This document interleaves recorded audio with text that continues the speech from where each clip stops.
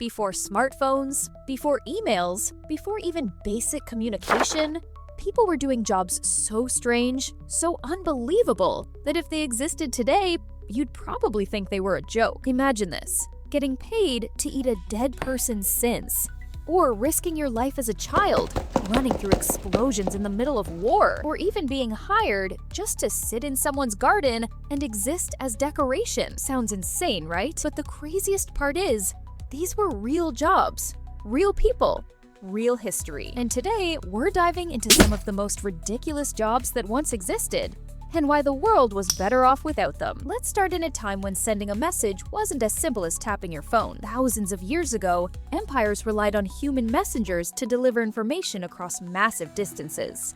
These couriers were fast, highly trained, and absolutely essential. One delayed or lost message could change the fate of an entire empire. In the Inca world, things were even more intense. There were no horses, only runners. These messengers memorized important information and carried it across mountains at high altitudes. No paper, no backup, just pure memory and endurance. Now, here's where things get weird. In parts of Europe, there was a job known as a sin eater. When someone died, a person would be hired to symbolically absorb their sins by eating food placed on the body. The belief was that this would cleanse the soul of the deceased.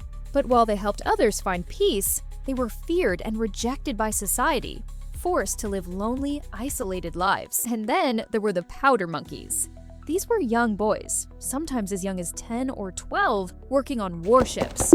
Their job was to carry gunpowder from storage to cannons during battle. Fast, small, and exposed to constant danger, they played a critical role, but at a terrifying cost. Even medicine had its strange moments. There was a time when doctors believed they could diagnose diseases just by examining and even tasting urine. It sounds unbelievable today, but back then it was considered legitimate science. And finally, one of the strangest jobs of all.